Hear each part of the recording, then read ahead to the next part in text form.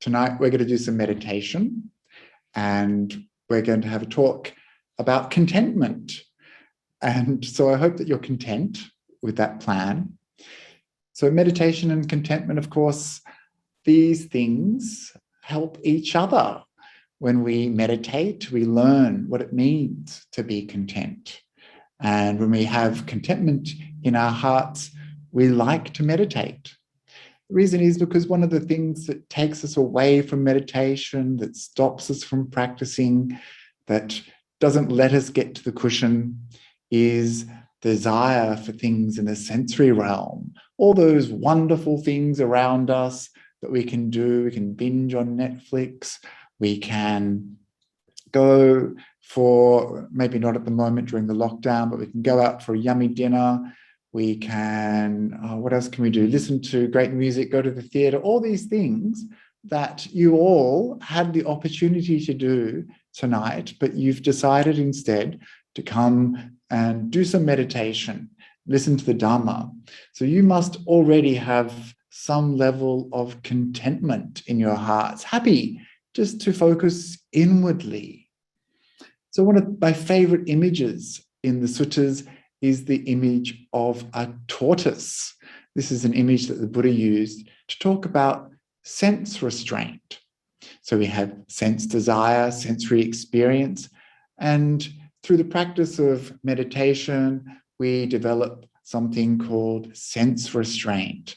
This is the desire or the intention to turn away from the impingement on the mind of sensory objects and to go within, to look within. And so the image is that of a tortoise who is being attacked by a hungry jackal. So a jackal is like a kind of wild dog. And so this tortoise is quite clever. All it does is pull its little head and its limbs inside its shell, and then it's safe. So this is an image that we can use, that we can easily relate to for meditation, for sense restraint. So we can imagine that the head, 2 arms, the 2 legs and the tail are our 6 senses. That's our 5 senses plus the mind. And we draw away from those things when it's time to meditate. So we bring them inside our shell. We don't get involved with the senses. We don't get too involved with the mind, and we just let go. And when we do that, we're safe. We're safe from the jackal. The jackal's trying to take away from our peace. The jackal's trying to take one of the arms, one of our senses, and pull it away. So this is an image that I often think about when it comes time to meditation. I want to be like a happy little tortoise. I want to be safe inside my shell. And so this is an image that we can use, and the starting point for our guided meditation tonight, where we're going to explore the idea of contentment. So we're going to meditate for, how long do you think? 30 minutes? Yes? Is 30 minutes okay? No one's bidding in the chat, so good. We're going to do 30 minutes. And I'm just going to guide the beginning. I probably won't talk the whole way through. So if you're more comfortable with the camera off, I understand.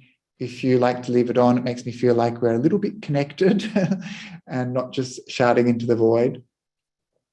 And so we can begin, firstly, by finding a comfortable posture. This is really important if you want to be content, if you want to sit still for as long as possible, which is a good thing for our meditation practice to do, to be able to be comfortable and relax in your meditation posture. A lot of people don't take the time to set up their posture. A lot of people aren't sure how to sit correctly. So I just encourage you, if you can, to make sure that wherever you're sitting, if it's on a chair or on a cushion, that you can be upright, but not uptight. So you want to be stable and steady in your posture, but not stiff and rigid. You want to be able to feel like you can sit there comfortably for a long time. So I see some people shuffling around, and I think that's a good thing to do at the beginning of the practice. Just find where that comfortable position is. And then you can roll your shoulders back, feel like there's some heaviness in the shoulders. You can let go.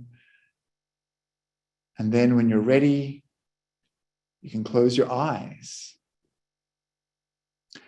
And when you close your eyes, you're like that little turtle, that tortoise, already shutting off some of the relentless information of the world. And we're beginning that journey inward.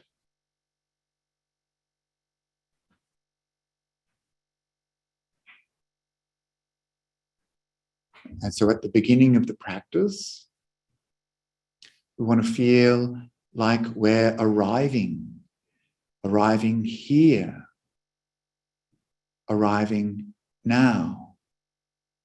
And to do that, we need to let go of the day, let go of all the busyness, all the activity of the week, of this day, of just getting here, to be sitting here now.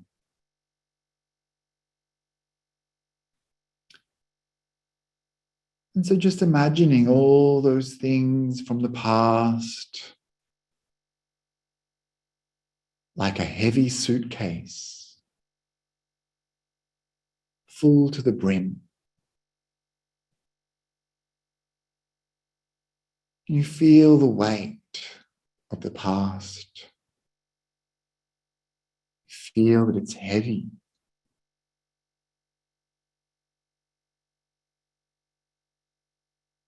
And understanding that it's heavy, a burden. You want to let it go. You want to put it down.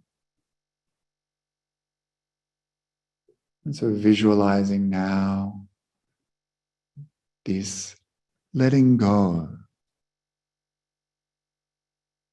of the past.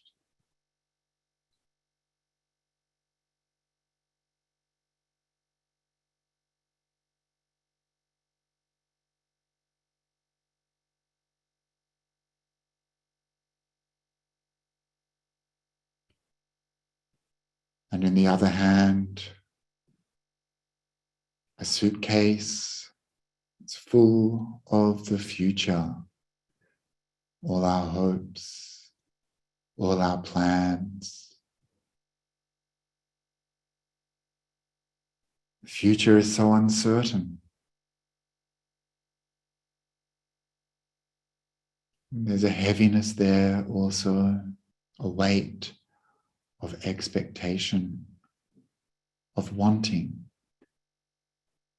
moving towards the future. And feeling that burden, feeling that weight. We understand it's heavy. Future is a burden. And so knowing this, we want to let go.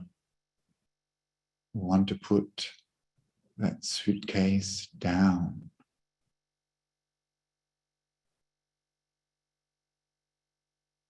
And so unburdened by the past, unburdened by the future, we can be here. We can be now. We can be aware, but relaxed.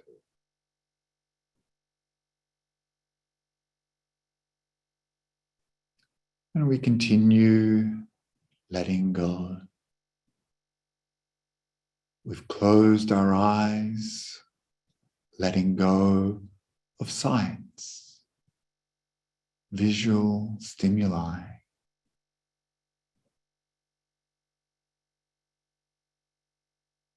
We've closed down our mouth. We're not tasting, not eating. We're meditating.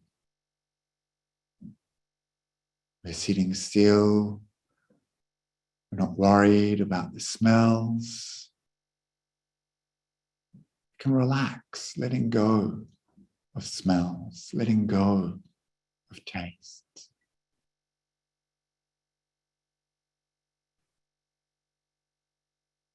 And we're letting go of this body, not worried about what it looks like.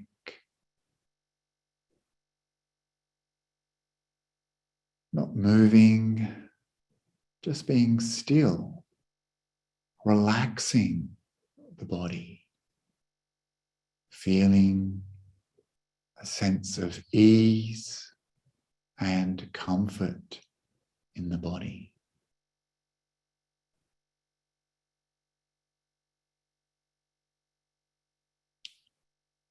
And we're still hearing the sound of my voice, but we're not listening to music, we're not listening to people around us, we're not using our ears except for the purpose of deepening our meditation, deepening this letting go.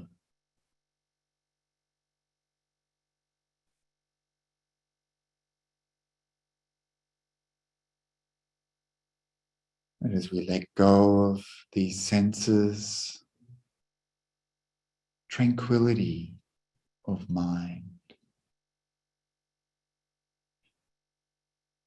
As the body relaxes, you see that naturally the mind already becoming more calm, more peaceful.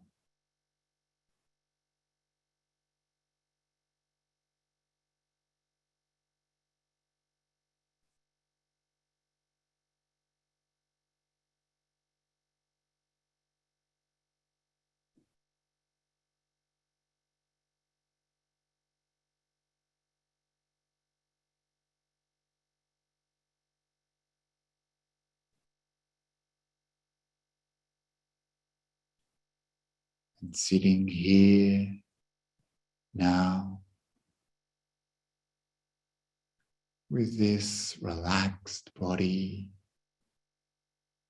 our senses withdrawn,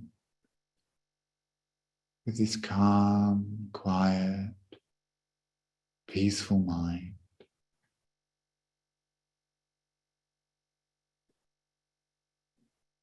There's nowhere else we want to be. Not in the past, not in the future. Just happy being here, being now, aware, relaxed, content.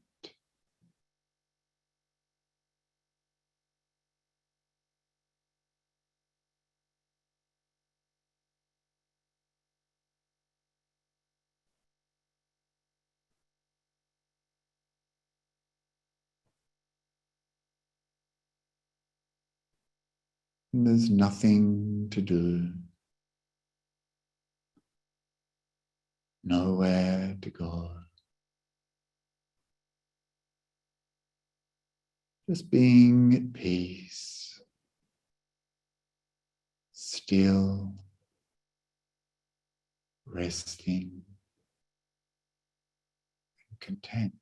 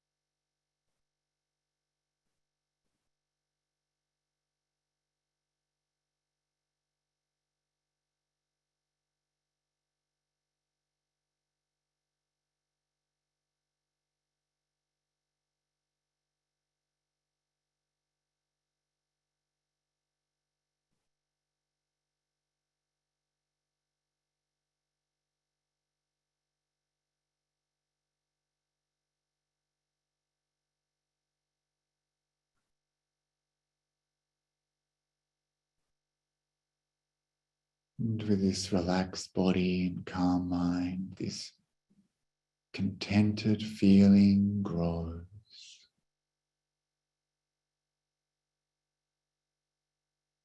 It feels good. It feels peaceful, warm and soft.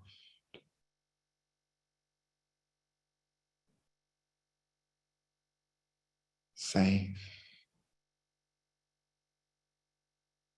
This is the place we want to be.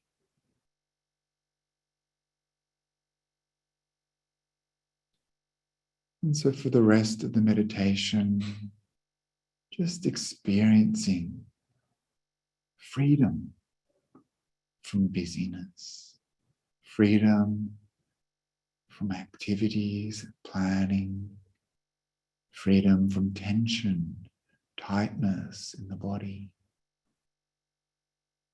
freedom from the past and future. And just sit here, doing nothing, going nowhere, peaceful, still, experiencing contentment.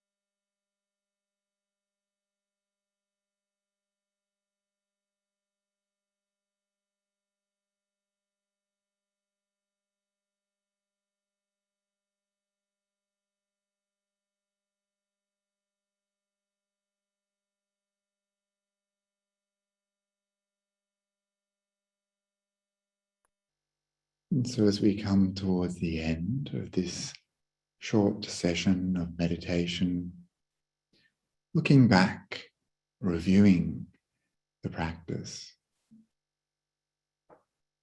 how did it feel to let go of the world for a short time and turn inwards?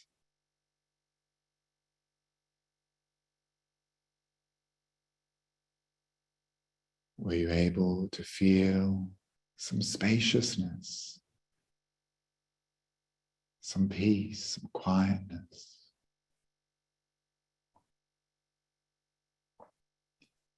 Were you able to find some contentment What did that feel like for you? So we can dedicate the merits of our practice, thinking, may all beings have what they need. May all beings be happy with what they have. May all beings find peace. May all beings attain nibbana.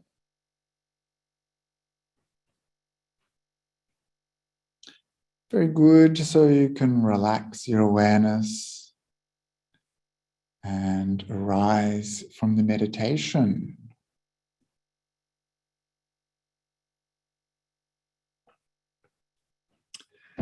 So when we practice this process of turning our back, even momentarily, on the sensory world, we're practicing the second factor of the Noble Eightfold Path.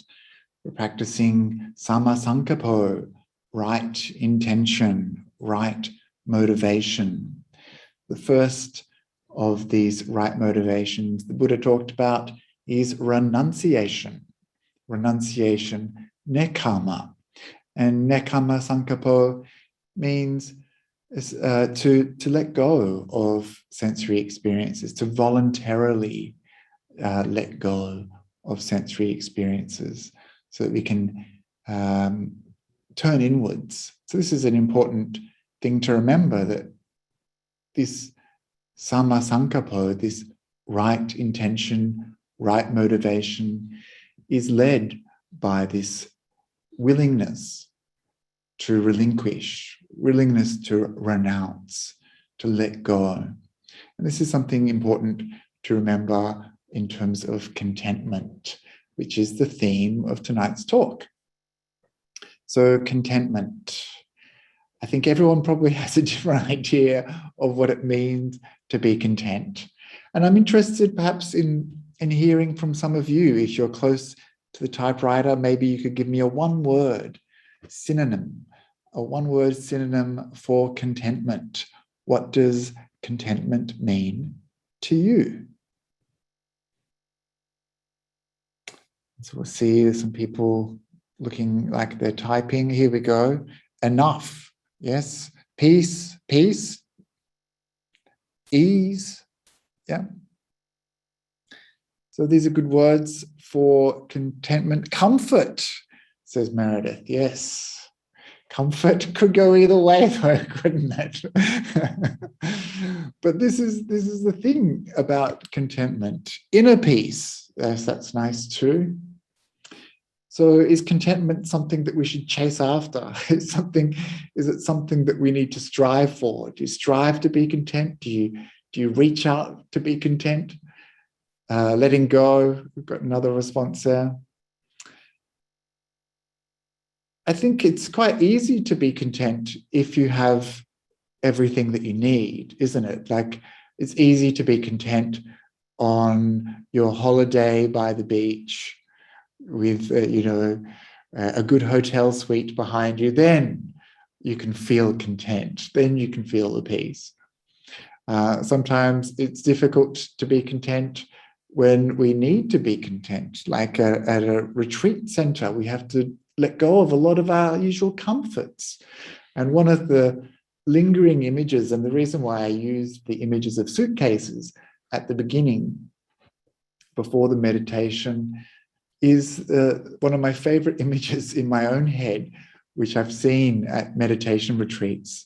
The first meditation retreat that I led, actually, I saw people coming along and they had all these suitcases for a weekend retreat. And I remember just thinking, what could you possibly need all that stuff for? People arriving with 2 suitcases, 2 pillows. And I remember thinking, why? And there's a famous story. It's a story I often tell about Ajahn Lee Dhammadharo, who is a famous Thai forest monk.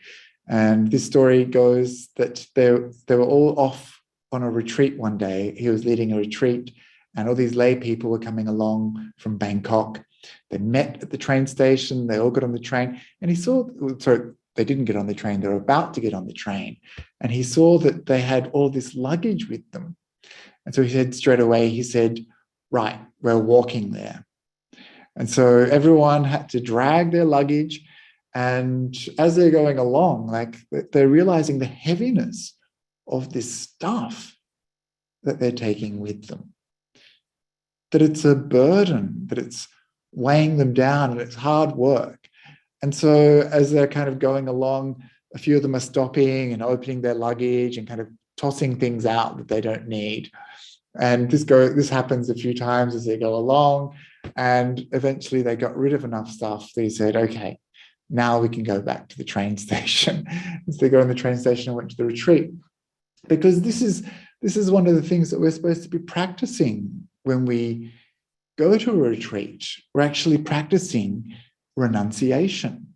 We're trying to get familiar with just how much we need or how much we don't need. And when you think about it, humans, we only need a little bit to survive. And perhaps in the big picture, all the problems of the world, all of the wars, all of the environmental pollution, all of these things didn't happen because people were content, but happened because people were uncontent, discontent.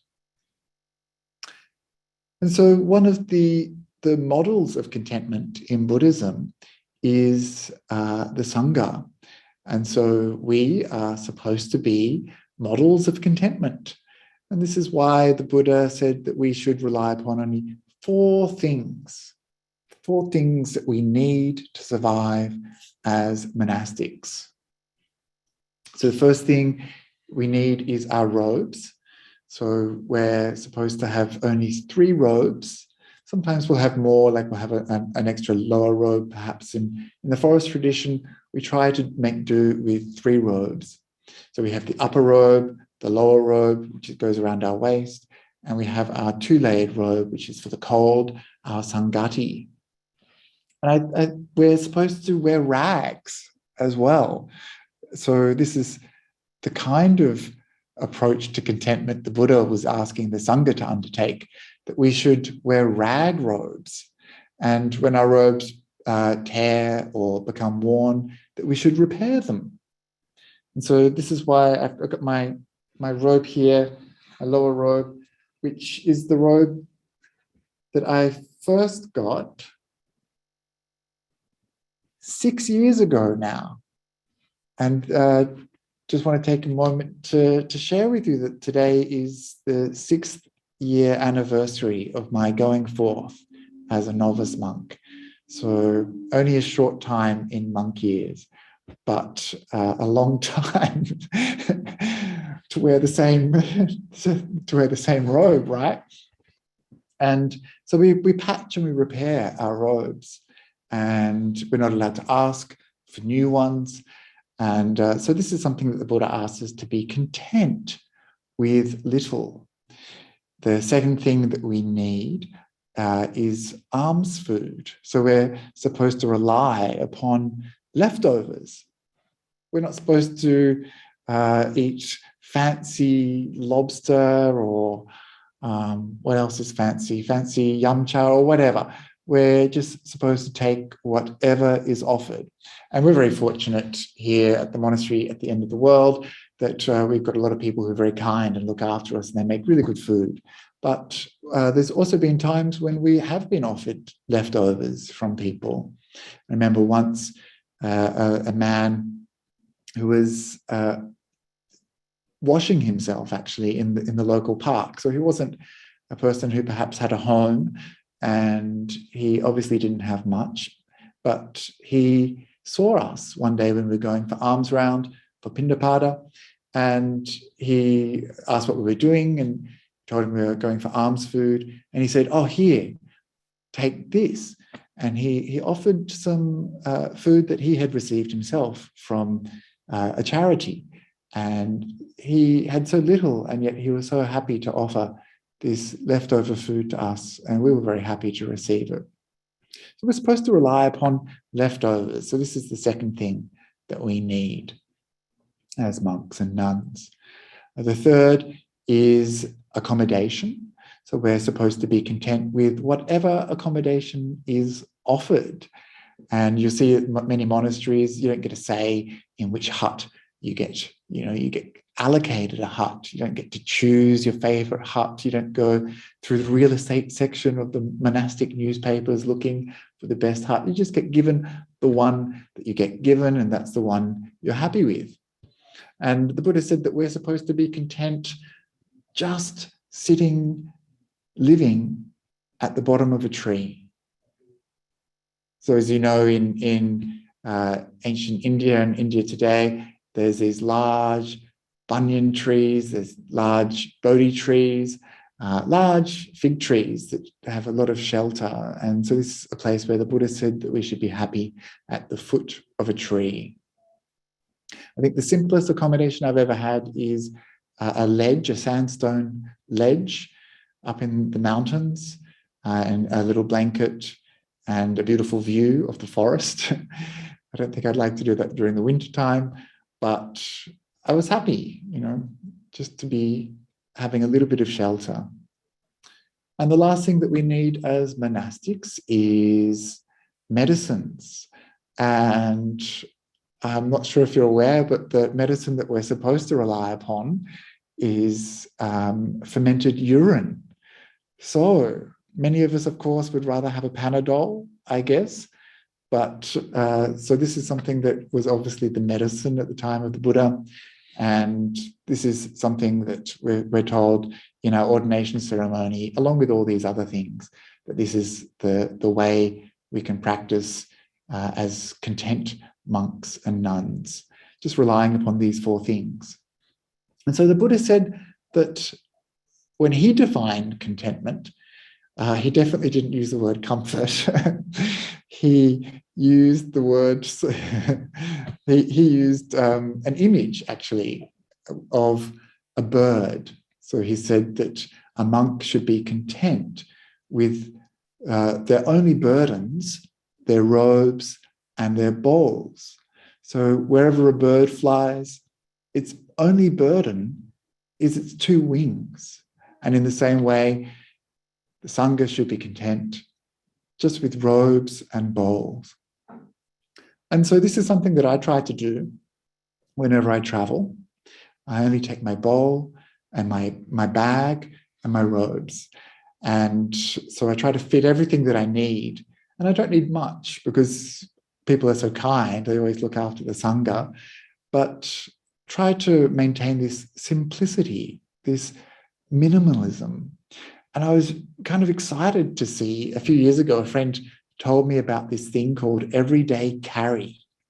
And everyday carry is like this internet phenomenon where people share the few possessions they take with them every day. So the idea is you're supposed to wheedle down your possessions, get rid of as many things as you can. So you don't have a big bag full of stuff, you don't need a backpack, you just take the bare minimum. And then they arrange it nicely, and then they take photographs of it. It's kind of a little bit kind of like glamorizing, I guess, minimalism or something. But I was interested to see that there's this movement, and that people have this idea of lightness, that they don't want to be burdened. And one of the reasons people, when they talked about this movement, they were saying that when they've got more things, they want to take more things with them. When they have more things, they feel like they need to use them. And so instead of just using the bare essentials, just using what we really need, we end up kind of using more and more and more. And this, I think, is very instructive because this is the way of the world. It's very hard to be content. It takes an effort to be content. Or it takes a letting go, but that letting go is a kind of effort because it's so easy to reach out. It's so easy to fill that space with something else. It's so easy to feel like we need more and more and more. And this is how it works. This is the way of the world. So I'm a monk. I'm supposed to be content with these things. But to be here with you today, I can't just magically appear. I need to have a few extra things, right? I need to have a computer, I've got a microphone, I've got the internet, I've got this camera, I've got all of these cables. And just recently, I had this experience where my 10-year-old computer, which has given me many years of faithful service, was starting to die, and I needed to get a replacement. And so I approached someone who had offered to help in the past, who had given me an invitation, and they said, just have a look for something online. And so it's my first internet shopping experience in quite a long time. And I was really glad, actually, that I couldn't go to like a JB Hi-Fi or a computer shop, because those places now are really overwhelming for me.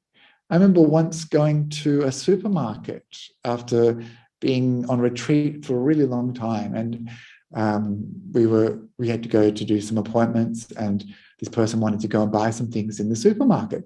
And so I went in the supermarket, and I hadn't been in that kind of environment for a really long time, and it was very stimulating. There's all these lights, there's all this music, and there's like a whole aisle solely devoted to dips. And I was like, what? How could we possibly need so many dips? And then they wanted to get me some juice, which is allowable in the evening. And so they said, what kind of juice would you like? And I'm like, oh, whatever. And of course, people don't like that kind of answer. We're content with whatever you offer. And they said, no, please choose something. Please choose something. And I was just looking at all these juices, and I couldn't possibly make a decision. It was very overwhelming. And so anyway, I had to get a new computer. And so I was looking online, and I could feel the kind of energy of desire, of wanting, of the kind of maybe the gatherer or hunter-gatherer kind of mentality of trying to get the best thing for the best price, and looking around and seeing, oh, maybe I should get this and I should get that one. And for a monk, this was a completely overstimulating experience, and I could feel the balance of my mind really shifting. And so I think Ajahn Brahms, he used to tell a story where someone gave him an invitation for a very small amount of money, and said, if you need anything up to this value, please let me know. And Ajahn Brahm was sitting there in candlelight with this stub of a pencil and this scrap of a paper, thinking of all the things he could get. And he ended up tearing this piece of paper up and telling the person, don't ever give me an invitation ever again. And the reason was because it just stimulated this proliferation of thought, this proliferation of desire, of wanting. And we're so used to inclining our mind in the opposite direction, giving up, renouncing, being happy, that when there's this shift, you really see just how powerful a motivator, how powerful and intoxicating it is to have this desire mind, and how illusory these sense pleasures are. So I got the computer, and it's not that I'm disappointed in the computer. It's a wonderful computer, but it was a pretty underwhelming experience. Maybe I'd built it up a little bit into my mind, the way that we do. And then when I got it, it's kind of, here it is now. We're used to each other already. And it's almost like it's not a new computer at all. And how quickly it will become sick and tired and start to malfunction, and how annoying it is that there's all of these cords that I have to take care of this thing. There's all these cords, and of course they don't match to all the other things, and So we had to go and get another, they had to give me a little dongle so that I can connect this. And it just goes on and on and on and on. And it's endless. And so this is the kind of world that we live in. Same with this Vihara, very simple Vihara. It's just a small apartment. And we're very content here. We're very fortunate that people look after us and keep us safe here. We have shelter, we have a place to practice. And when we moved in, we consciously said, let's keep it simple. We don't want anything. People kept on trying to give us things, and we kept on trying to say, no, no, no. Eventually, little bits and pieces sneak in. So there's this beautiful, beautiful Buddha Rupa behind us, which was donated by Aya Yeshe, who couldn't stand that we had a Buddhist monastery without a Buddha Rupa. And there's some pot plants which multiply all by themselves, as plants do. There's, just a few bits and pieces that kind of sneak in. And that's fine. We're not really attached to it. It doesn't belong to us. We'd be quite happy to leave them behind. But I remember one of our friends saying how easy it is to get rid of stuff, to do a Marie Kondo, to see what sparks joy, and if it doesn't spark joy, get rid of it. But it's much harder to stop things coming in, because we reach out, we feel like we need more all the time. And this is how it happens. This is how we accumulate things. So many people I know who have moved houses, they haven't had a chance to unpack their boxes. And we've all got those boxes somewhere of stuff that we want, but we don't need. And sometimes I imagine, what would it be like if I had to carry all of this stuff? And it's when you have to carry this stuff, just like those people on the train with Ajahn Lee, who worked out pretty quickly what they needed and what they didn't need. And so, yeah, when you think about the big picture, when you go into the shops and you see all of the shiny new things, and you see all the stuff on the shelves, and you feel that desire arising, that's the same for billions and billions of people around the world. And it's because of this lack of contentment that we end up, accumulating more and more and more. It's because of the lack of contentment that they build in obsolescence to our technology, so that when things start to break down, we can go out and get more. We want to get more, we buy something new. They can make more money that way. And it's because of a lack of contentment. Even just simple things like carrying water. It's because of a lack of contentment, of this discomfort maybe of not having a disposable water bottle or a public bubbler, that we've ended up polluting the world with bottles from bottled water. It's just strange to think about. How did humans survive in the past? How did our level of contentment shift so much? And how has this discontent contributed to environmental disasters?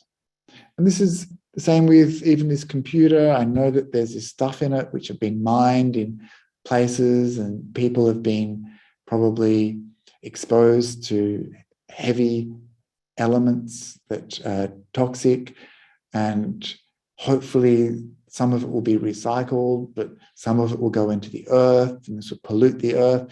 So these are the cycles of desire, and this is something that the Buddha pointed out was a cause of suffering.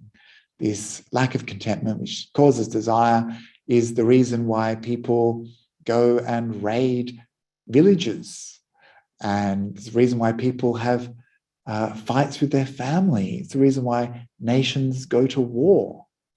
And so this problem of sense desire was something that the Buddha often pointed out. And he gave wonderful similes for us to think about. And I'll share a couple of them with you from the Patalaya Sutta, which is one of my favorite suttas, which talks about sense desire. And before I get to those similes, I should point out that sometimes when I talk about sense desire, I see people kind of their eyes glazing over or looking kind of a bit shifty, looking a bit guilty or suspicious. And so please know that I'm not judging you in any way. And, I have a coffee in the morning. So it's not like I'm a complete, really an ascetic of any sort. I live a comfortable life. I'm very lucky. But the Buddha still talked about this being a problem for us. And so if we want to make progress in our practice, if we want to make progress in the spiritual path, then we do need to practice this right intention of renunciation. And if we want to make progress in our meditation, we are going to want to develop this wisdom of contentment, because this is what's going to keep us steady and stable and still in our practice. And this is the reason that the Buddha talked about the drawbacks of sense desire. So sometimes when the Buddha talked about these things, he talked about the gratification of something. It's like, these things are enjoyable. They're not horrible. Yeah, having a comfortable cushion, having a nice chair, having a nice living space, having good clothes. These things are enjoyable. That's why we want them. And if they were horrible, then it wouldn't be a problem. If we got zapped every time we went to the fridge, then we would no longer want the stuff that's in the fridge. But the truth is, what's in the fridge is enjoyable. The process of eating is enjoyable. And so there's a gratification there. But the Buddha said that there's always a drawback to these things. These are the adinavas, the drawbacks, which cause them suffering or a little bit, a little bit unsatisfying, that don't make us happy, that cause us problems. And so that these things are impermanent, that they are never fulfilling, that they run out, you always want more. So there's some drawbacks. So these are the first two things. And then the Buddha talked about the escape. So he talked about the gratification, he talked about the drawbacks, and he talked about the escape. And for us, developing some wisdom around something like our sensory experiences, understanding them, seeing them clearly, knowing them as exactly as they are, this is where we can start to develop some wisdom. And through that wisdom, we can have an escape from just being a slave to these experiences. And so when he was talking to the monks, and also when he was talking to lay people, the Buddha often praised sense restraint, he praised contentment, and he talked about the drawbacks of sensory experience. And it's actually something that's hard for us to see, because this is basically our entire world. This is the way that we live. This is the way that we experience the world, is through sensory experiences. And this is the way society tells us we should relate to the world. We should always want more. We should always want better. There's advertisements. There's an aisle full of dips. And it's very easy to get into this momentum of wanting, needing, always reaching out, always grabbing on, always craving, wanting more. And so the Buddha deliberately tried to present an alternative, or tried to get us to think about these things in a different way. And that's why he would talk about the drawbacks of sense desire. And that's what this sutta that I'm going to talk about is all about. And it's the Patalaya Sutta, and it's in the Majjhima Nikaya, number 54. And it's a series of images. He addresses it to this this ascetic, Patalia, who the Buddha is kind of hinting that maybe Patalia isn't ascetic enough. Maybe he had fancy clothes on, or he lived a good life, or he didn't believe in sense restraint or renouncing. He was perhaps a bit luxurious for the Buddha.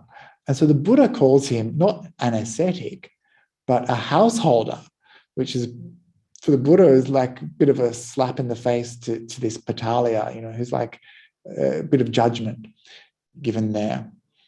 And so the Buddha is talking to him, wanting to help him, obviously, by showing him the drawbacks of sense desire. And so he gives him 7 similes, and I might not get through them all, but I'll start off with the first ones, which are the main ones. And so the image that the Buddha uses is the image of a dog, a hungry street dog, at the butcher shop. And the butcher, being a good butcher, scrapes all of the bones clean. He wants to get the meat off them. He sells the meat, he makes money off the meat. And so he scrapes the bones very clean and then tosses the bones to the dog. And so the Buddha says, what do you think? This dog chewing on those bones, will it ever be satisfied? Will its hunger ever be assuaged? And of course, we know that no, you don't get satisfied. It's not going to get full. It's not going to get any nourishment. It's not going to feel content chewing on this bone. It's only going to get frustrated and more hungry. It has the taste, but not the nourishment. And this is how it is for us with our sensory experiences. We get a little bit, but we always want more. We taste a little bit of that brownie, and we want another bite. We think about it. Oh, I wish I had more of that brownie. Maybe I'll get another one tomorrow. And you can see how we're just never satisfied, always wanting more, always reaching out, grabbing on to this sensory experience. And then it comes time to sit in meditation. There you are, trying to be peaceful and relaxed. And the thought of this brownie comes into your head. You're like, oh. And maybe you'll get up and go, open the fridge, get out the brownie, and there's your meditation gone. So this is the power of sensory experience. This is why sense desire is called a hindrance. And you can see it in your meditation. When there's sense desire, it's very powerful. Always wanting, always reaching out, never content, never letting go, stable and steady. When that hindrance is present, meditation is very difficult. And so this is the first image that Buddha used, this image of a dog gnawing a bone, only reaping disappointment. The second image he used is the image of some birds, vultures and hawks and ravens, fighting over a tiny scrap of meat. So this is something you might see in a nature documentary. It really happens. The Buddha always used such powerful images, and I'm a very visual learner. So I when I see these things, it makes so much sense. And it's like, this is what it's like to have sense desire. We have to compete with others for a little scrap of something. And, you think about the Boxing Day sales. I've seen images, videos of people lining up before the building is open and then fighting their way in and pushing people out of the way, all to get a bit of a bargain. It's like these birds fighting over these scraps. And then, of course, the pandemic came and suddenly people are fighting over toilet paper in the supermarkets. So strong is this desire to grab something for ourselves. We fight with others for it. We compete with others for the corner office. We compete with other people for a job or a promotion. This is in line with getting more of what we want. We feel like we need more. We feel like we need that job, that promotion. And so this is the second image the Buddha uses, these birds fighting over these scraps. The third image is an image of a grass torch. So a grass torch is like, you maybe see kind of like Indiana Jones or something, like a torch that's just lit out of a bundle of grass. And if you're not careful, you're carrying this torch in front of you, the wind is blowing. If you're not careful, that wind is going to blow the torch, the embers, into your face, and you're going to get burnt. And so this image of getting burnt by your sense desires is something that perhaps we can all relate to. You have a little bit too much of that chocolate cake and suddenly you don't feel so good. Or people who drink a lot, the next day they have a hangover. It's like they've been burnt by this sense desire. Or when you go shopping online and you get something and it's not at all what you thought it was going to be. I remember reading about a woman who thought she scored a really good bargain on a rug, only to get it in the post and find out that it was a rug for a doll's house. So she was quite disappointed because it was this big.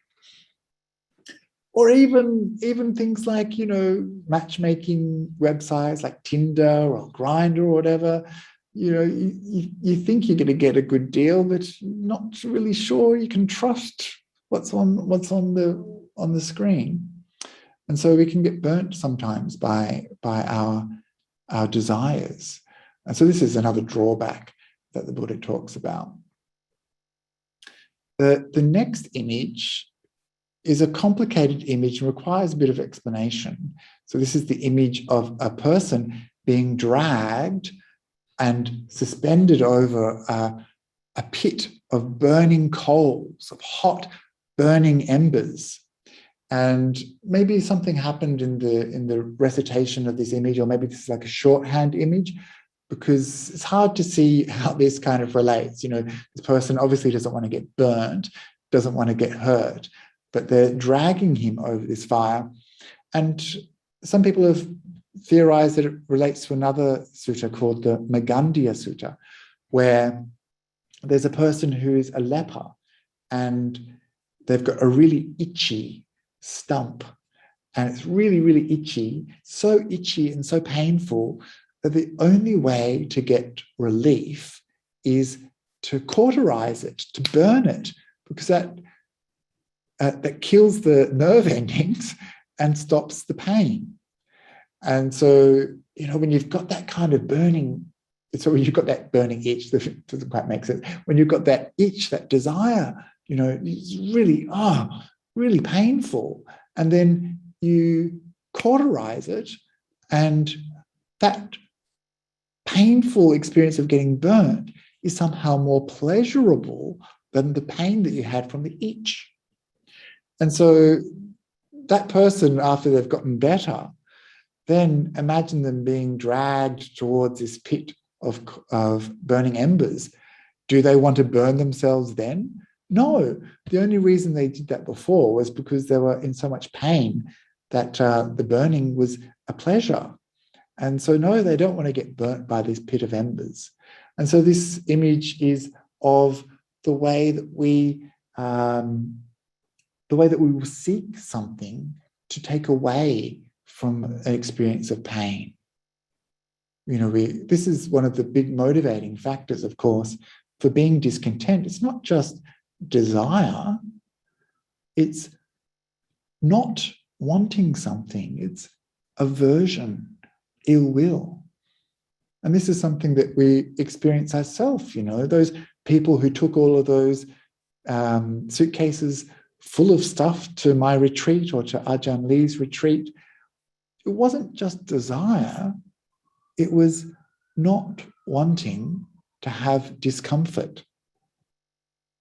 And this is one of the main reasons that we consume, that we pack our bag full of stuff, just in case we need it. Because we're worried about the discomfort that comes from not having something. And so this is why when you go on retreat, it's so good to practice in this way, just to be content with whatever's there, just to practice letting go. And for me, this was something that it took a bit of time. I used to take a lot of stuff in my bag. I used to, have this and that, just in case. And so when I became a monk and wanted to travel light so that I wouldn't embarrass the Sangha, it took a little bit of time to adjust to this freedom from fear. Because that's what it is. It's a fear of discomfort. It's a fear of not having something. It's a fear of needing something. But actually, we need so little. We can be happy with so little. So it's just this trick of the mind. And so it's this discomfort, which also is something that takes us away from contentment, a fear, a not wanting, an ill will, an aversion. And so another image that the Buddha uses in the Patalaya Sutta is this image of a dream, an illusion. And so this is the image of someone sleeping peacefully and dreaming of pleasant places, dreaming of beautiful parks, gardens, pleasant cities, and then waking up and finding it's all vanished or disappeared because it was a dream. It wasn't real. And this illusory nature of our desires is also something that we need to understand is a drawback, because most of the time that's the motivating factor in our reaching out towards something. We think it's going to be real and make us happy. We reach out for it, but then we find it's not perfect after all. It's not quite what I thought it would be. It's not quite what I wanted. It doesn't make me happy after all. And again, you can see this kind of simile makes sense. Like with advertising, they hype up the goods so much. They use music and beautiful models and great lighting, and you think, oh, I want that thing. But then when you get it, it's just another thing. It doesn't matter. It's not everything you thought it would be. We've just been seduced. We've just been played. I remember going to see real estate listings based on these photographs, which were not real. They use a wide-angle lens. It looks huge. They even Photoshop the sky to make it extra blue. They use Photoshop to make the walls look bright, and it's just a way of manipulating us. Same with of course, Facebook and Instagram and Tinder and things like that. It's all illusion. And so this is like a dream. We, being human, believe the dream and then disappointed with the reality. And another image the Buddha uses is the idea of borrowed goods. So this image is of a person who's riding around in a borrowed chariot, perhaps wearing borrowed jewelry and borrowed clothes and thinking that they're very fine and dapper.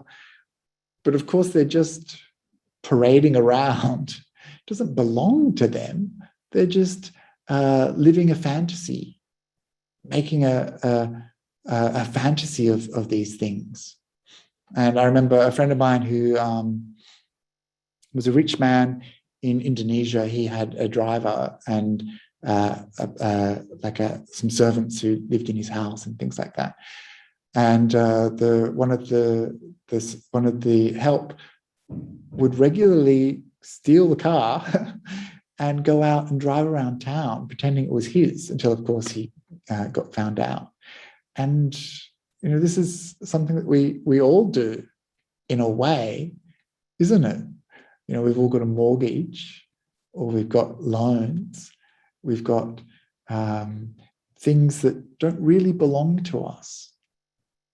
We've got all of these wonderful possessions, our clothes, our status, our body, but it doesn't actually belong to us. We keep these things, our body, we keep our possessions, our status, or whatever, for a little while only, and then we have to give it up. It's borrowed. It's not ours.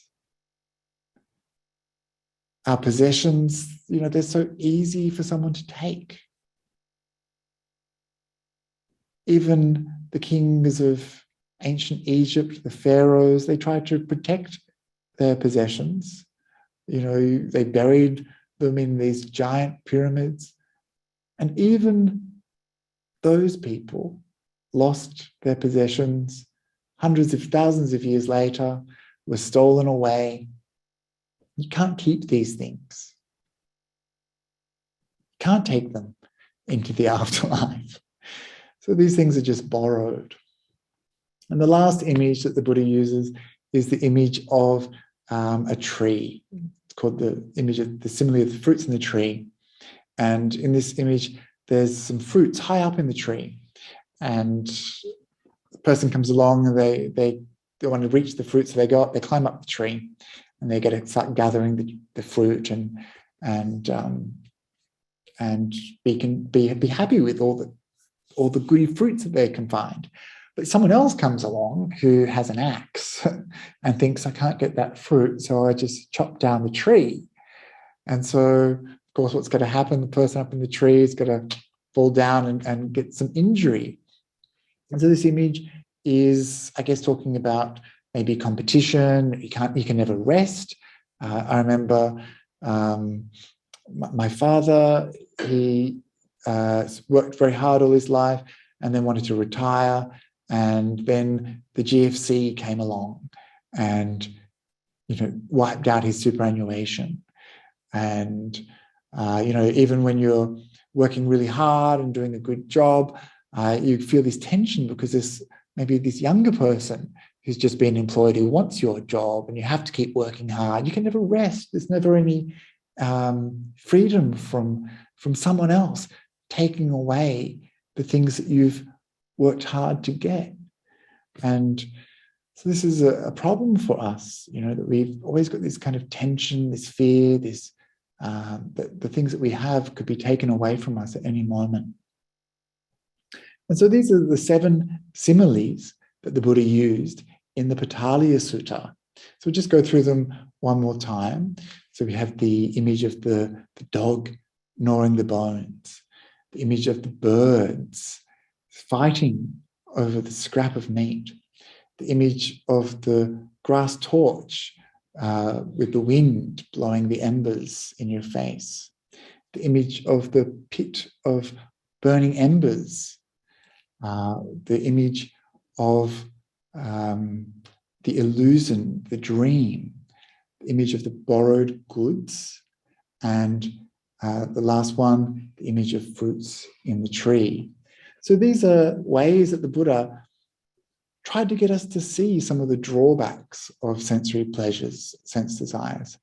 And the reason for that was that we need to understand where true happiness lies. If we're always seeking pleasures outside, then we're never developing the internal pleasures that come from meditation, where if we only see benefits in external stimulation, sensory experience, then we're never going to experience the bliss, the peace, the happiness, the contentment that comes from practicing meditation. Because we're always in this conditioned, desire-based, living our life, reaching out we're never going to stop and look inwards and experience those things within ourselves. We're always going to want to rely upon sensory experience, rely upon external stimulation for our happiness. But that's the wrong place to look for happiness because of all those drawbacks that he outlined. And so real happiness doesn't come from acquisition. Real happiness comes from letting go, from renunciation, from sense restraint, from the practice of contentment. And I just finished tonight with one of my favorite stories from the sutta, which is the story of Bhante Akāliko, who was a king, a rich king. Probably we're richer than Bhante Akāliko. We're probably at this time in humanity's history, we've got a lot of stuff. Even regular people like you and me, we've got much more than fabulously rich people would have had in the past. And so this king, he couldn't sleep at night. He was worried that someone would come and take away all of his belongings, all of his treasure. He had guards appointed at his doors. And eventually he became a monk. And then one day in the forest, he was thinking about how wonderful it was that he didn't have any problems anymore because he was practicing contentment and renunciation. He had so little. He didn't need all of those things. He realized the happiness that comes from letting go. And he was sitting there and he's just so happy and so blissful. And he said, "Oh, what bliss, what bliss." And people heard him saying what bliss, and they thought maybe he was up to no good. So they reported him to the Buddha. And then the Buddha summoned him and he said, "Why were you saying what bliss, what bliss?"